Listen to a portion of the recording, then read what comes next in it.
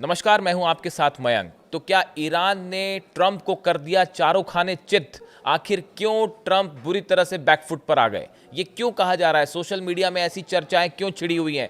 पिछले 5 से 6 दिनों में ऐसा क्या हुआ कि डोनाल्ड ट्रंप जो हैं और अमेरिकन फोर्सेस जो हैं वो ईरान के सामने पीछे हटने को मजबूर हो गए? देखिए, पहले ये पूरा प्लान समझना होगा कि क्या डोनाल्ड ट्रंप ने ईरान को लेकर क्या प्लानिंग की थी। बहुत ही सफाई के साथ ये प्लानिंग थी अमेरिका की, जो बताते हैं कई डिफेंस एक्सपर्ट्स, और उसको किस तरह से ईरान ने पूरी तरह से फेल कर दिया।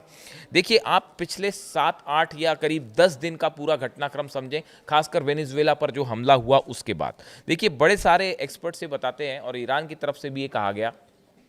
हम पहले हम पॉइंट्स में बात करते हैं कि अमेरिका की तरफ से, ट्रंप की तरफ से क्या प्लानिंग थी और फिर ईरान ने उसको कैसे काउंटर किया। देखिए, सबसे पहले आप देखिए कि ईरान में अचानक से जो है वो प्रोटेस्ट होने शुरू हो जाते हैं, असंतोष फैलना शुरू हो जाता है। ईरान की तरफ से कहा गया कि ये पहली प्लानिंग थी डोनाल्ड ट्रंप की, अमेरिका की और इजराइल की, कि ईरान में लोगों को उकसाया जाए और असंतोष फैलाया जाए। ये पहली प्लानिंग का हिस्सा था कि पहले जो वहाँ पे जो है ख़ास तौर पर अली खामेनी साहब के खिलाफ एक प्रकार का गुस्सा लोगों में पैदा किया जाए। उसके बाद बड़ी सफाई के साथ जो दूसरी चीज़, इसका दूसरा स्टेप था कि इस आंदोलन को, पहले पीसफुल प्रोटेस्ट शुरू हुए, फिर धीरे से इसने हिंसात्मक रूप ले लिया। और ये ईरान की तरफ से आरोप लगे कि ये लोगों को पीसफुल प्रोटेस्ट से हिंसा करने पे उकसाने में अमेरिका का और इजराइल का हाथ था, मोसाद के जो एजेंट्स इनका हाथ था। यानी देखिए, जो पहले दो प्लान थे वो ये था कि अली खामेनी साहब के खिलाफ एक असंतोष पैदा किया जाए, उनके खिलाफ नाराजगी पैदा की जाए, और ये कोशिश थी जिसके तहत जो है वो हिंसा हुई और आगजनी हुई ईरान में। लेकिन हुआ क्या? देखिए, अब ये कैसे, ईरान ने कैसे इसको जवाब दिया। ऐसे 7-8 पॉइंट है जिसका हम काउंटर भी दिखाएंगे आपको। मामला कहां से बदला? मामला यहां से बदला कि इस पूरे स्पेकुलेशन के बीच में ईरान की सरकार ने यह फैसला किया पहले कि जो प्रदर्शनकारी हैं, हम इनके खिलाफ किसी भी तरह का एक्शन नहीं लेंगे। जो शांति से प्रदर्शन कर रहे हैं, जो हिंसा कर रहे हैं, हम सिर्फ उनके खिलाफ एक्शन लेंगे। इसने एक बड़ा मैसेज दिया ईरान में इस बात को लेकर कि सरकार ये चाहती है। ईरान के राष्ट्रपति ने भी ये कहा, अली खामेनी साहब की तरफ से भी बयान आए कि भाई जो शांतिपूर्ण प्रदर्शन कर रहे हैं हम उनकी बात सुनने को तैयार है, हिंसा मत करिए, अपने ईरान को नुकसान मत पहुंचाइए। यहां से जो पहले लेवल की जो दो प्लानिंग थी, शायद अमेरिका ने या इजराइल ने ये सोचा था कि पूरी तरह से क्रैकडाउन होगा और हालात और खराब हो जाएंगे। ऐसा हुआ नहीं। अब देखिए, इसी बीच जो है एक और बड़ी खबर आई। इस पूरे मामले के बीच में अमेरिका और इजराइल की तरफ से इस तरह की खबरें फैलाई जाने लगी कि अली खामेनी जो हैं, अली खामेनी साहब, वो ईरान छोड़ के रूस जा सकते हैं। ये तीसरा प्लान का हिस्सा था अमेरिका के। इस तरह की खबरें फैलाई जाने लगी। लेकिन हुआ क्या? अली खामेनी साहब तेहरान में खुले में आते हैं और उन्होंने पूरे ईरान को स्पीच दे दी। देखिए, जो अमेरिका या इजराइल ने सोचा था, जैसा एक्सपर्ट बताते हैं, उसका ठीक उल्टा हुआ। कोशिश ये थी कि ये खबरें फैलाई जाएं कि अली खामेनी साहब जो हैं वो ईरान छोड़ के जाने के लिए तैयार हैं और इस तरह का हुआ बनाया गया। हुआ उल्टा। वो आ गए बीच में सबके और आके उन्होंने खुला संदेश दे दिया और सीधा कह दिया डंके की चोट में कि ना ईरान डरा है, ना डरेगा और ना किसी के सामने झुकेगा। और उन्होंने सीधा डोनाल्ड ट्रंप को जवाब दिया कि आप अपने काम से काम रखिए, हमारे काम में हस्तक्षेप मत करिए।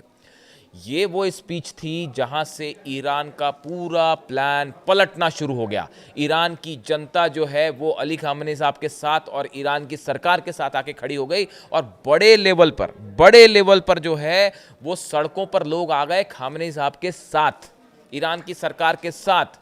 तेहरान में लाखों लोग एक जगह जमा हुए और बड़ा रैली हुई, बड़ी मार्च हुआ और उसमें जो है अली खामेनी जिंदाबाद के नारे लगाए जाने लगे। और वो तस्वीरें खुद सोशल मीडिया से अली खामेनी साहब ने शेयर की और वहां से ये जो पूरा असंतोष फैलाने का पहला प्लान का हिस्सा था, ये यहां से फेल होना शुरू हो गया और यहां से बाजी पलट गई। देखिए, ये वो घटना है जो हमेशा याद रखी जाएगी।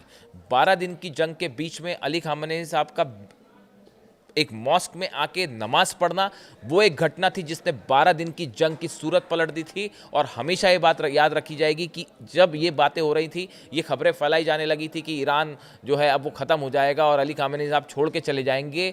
इसके बीच में अली खामेनी साहब तेहरान में आए, जनता के बीच आए और बेबाक होकर उन्होंने अपनी स्पीच दी और यहाँ से एक बार फिर उन्होंने पूरे हालात पलट दिए। ये बात हमेशा याद रखी जाएगी। देखिए, तो ये जो असंतोष फैलाने वाला प्लान था, ये फेल हो गया। अब इसके बाद प्लान का जो दूसरा हिस्सा तैयार किया गया था, वो ये तैयार किया गया था कि ईरान के ऊपर एयर स्ट्राइक की जाए, हवाई हमले किए जाए। ये सेकंड प्लान का बड़ा हिस्सा था। पहले असंतोष फैलाया जाए ताकि अली खामेनी साहब के खिलाफ एक सेंटीमेंट हो और उसके बाद एयर स्ट्राइक की जाए। और कोशिश ये थी, जो बताते हैं एक्सपर्ट, कि इसके पीछे कोशिश ये थी कि अली खामेनी साहब को टारगेट करने की कोशिश थी कि देखिए, पहले जनता का गुस्सा उनके खिलाफ भड़काया जाए और फिर उन पर हमला किया जाए। और सत्ता परिवर्तन, मुख्य उद्देश्य था सत्ता परिवर्तन का। जो मेन टारगेट था वो ईरान का न्यूक्लियर प्रोग्राम नहीं था, ना ईरान की मिसाइल। पहली कोशिश थी, ये बात समझ चुके थे वेस्टर्न कंट्रीज, अमेरिका भी, कि जब तक अली खामेनी साहब सत्ता में हैं तब तक ईरान को किसी भी तरह से झुकाना इम्पॉसिबल है, असंभव है। और इसीलिए कोशिश थी सत्ता परिवर्तन की, यानी पहले आप गुस्सा फैलाइए और उसके बाद आप एयर स्ट्राइक कर दीजिए। और संभवतः ये भी हो सकता था कि अली खामेनी साहब को भी टारगेट किया जाता या उनकी सत्ता को हटाने के लिए एयर स्ट्राइक की जाती। ये दूसरे प्लान का बड़ा हिस्सा था। लेकिन हुआ क्या, ईरान ने अपनी 700 खैबर मिसाइल्स जो हैं वो तैनात कर दी। ये वो मोमेंट था जहां से एक पूरा परसेप्शन वॉर का पलट गया। शायद इसका अंदेशा नहीं था अमेरिका को और इजराइल को कि ईरान की तरफ से इतने बड़े पैमाने पर युद्ध की, जंग की तैयारी कर ली जाएगी। ईरान ने अपने पूरे बॉर्डर्स पे 700 मिसाइल्स तैनात कर दी और ये कहा कि अगर हमला होता है, पूरा इजराइल तेल अवीव पर एक साथ हम पूरी मिसाइल्स दाग देंगे। और ये जिस तरह से ईरान ने मिलिट्री एक्सरसाइज की, अपने हथियारों का मूवमेंट किया, उसने साफ संदेश दे दिया कि किसी हालत में नहीं झुकेंगे और इस बार करारा जवाब मिलेगा। यहाँ से एक जो परसेप्शन था ईरान का कि ईरान को खत्म कर दिया जाएगा, एयर स्ट्राइक कर दी जाएगी, वो परसेप्शन यहाँ से बदलना शुरू हो गया।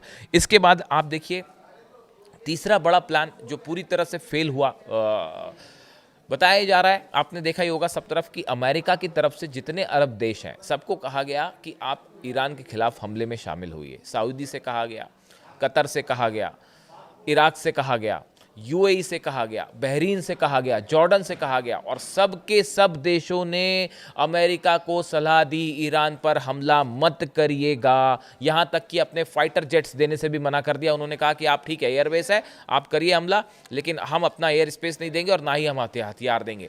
ये बहुत बड़ा झटका था मिडिल ईस्ट में अमेरिका के लिए। देखिए, पिछले कुछ समय में मैं बार बार आपको मैंने कई वीडियोस बनाए जिसमें मैं ईरान के विदेश मंत्री और विदेश मंत्रालय की जो कोशिशें हैं उनकी मैंने हमेशा ये बात कही कि बड़ी ही नपे तुले अंदाज में, सधे हुए तरीके से ईरान ने अपनी विदेश नीति चलाई है, खासकर 12 दिन की जंग के बाद। इसका नतीजा देखिए, पूरे अरब देशों के साथ जो है ईरान के विदेश मंत्री ने बैठक की, कई मौक़ों पर बैठक की और धीरे धीरे सबने ये बात महसूस की कि 12 दिन की जंग में ईरान अकेला लड़ता हुआ जब इजराइल पर भारी पड़ सकता है, तो हम क्यों ना जो है इस मामले पे साथ दे। जो हमले मिसाइल फायर कर दी कतर के ऊपर, दोहा में इजराइल ने जो बीच में मिसाइल्स फायर की गई थी हमास के लीडर्स को टारगेट करते हुए, वहाँ वो भी एक ऐसा कदम था जिसने अरब देशों को ये सोचने पे मजबूर कर दिया कि हाँ, जो ईरान कह रहा था वो बात सही है, इजराइल कभी भी हमला कर सकता है और हमें भी अपने फ़ायदे के लिए निशाना बना सकता है।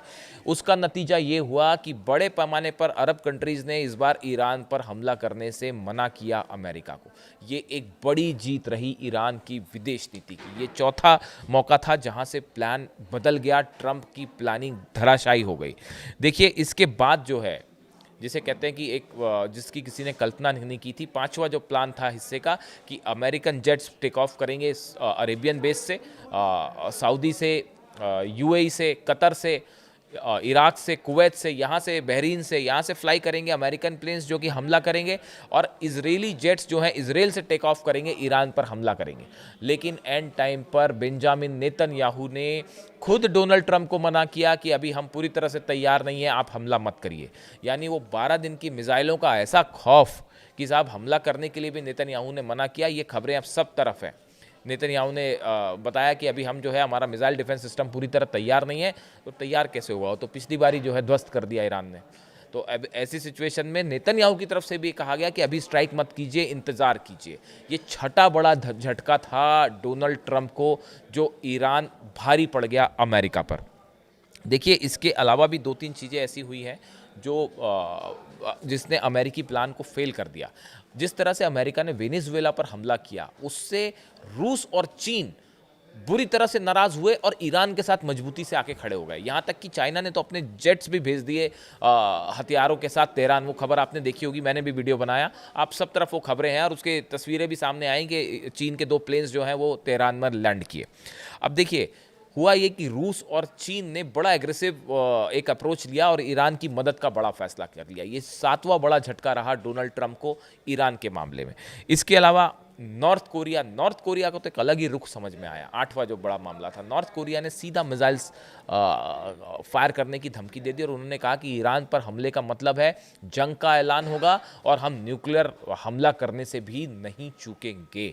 नॉर्थ कोरिया की तरफ से, किम जोंग उन की तरफ से इतना बड़ा ऐलान कर दिया गया कि अगर ईरान पर हमला हुआ तो हम इसको अमेरिका के खिलाफ जंग की शुरुआत मानेंगे और हम ईरान के लिए जो है वो जंग में कूदने को तैयार है। और यहाँ तक कि उसने एटम बम की भी धमकी दे दी कि हम एटम बम भी हमला करने से नहीं चूकेंगे। उसके बाद वो डूम्सडे प्लेन वाली भी खबर आई कि वो डूम्सडे प्लेन अमेरिका में बुलाया गया। अब काफ़ी दिनों बाद वाशिंगटन उतरा वो डूम्सडे प्लेन। वो होता है कि अगर कोई हमला हो जाए तो फिर उस प्लेन में राष्ट्रपति सवार होते हैं। तो वो प्लेन पहली बार जो है सालों बाद दिखाई दिया। तो इन हालात के बीच में बताया ये जाया कि जो 9वां झटका और आखिरी झटका पड़ा कि भाई अमेरिकन जेट्स फ्लाई किए और उसके बाद बीच में ही डोनाल्ड ट्रंप को ऑपरेशन कैंसिल करना पड़ा और पूरे जेट्स जो है वो वापस लौट आए। ये पहला मौका होगा इतिहास में जब अमेरिका ने इतना बड़ा ऑपरेशन किया और ऑपरेशन करने की कोशिश की और उसको बीच में रोकना पड़ा।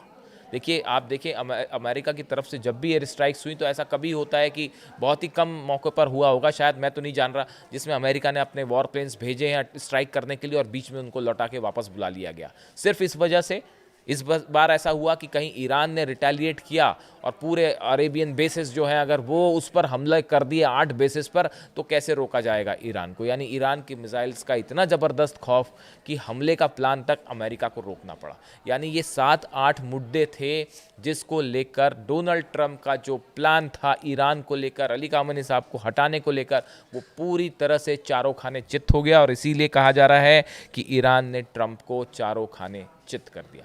इस पूरे मुद्दे को लेकर आपकी क्या राय है? आपने भी खबरें देखी होंगी। इस पूरे मुद्दे पर आप क्या सोचते हैं? कमेंट करके ज़रूर बताइए। Thank you so much.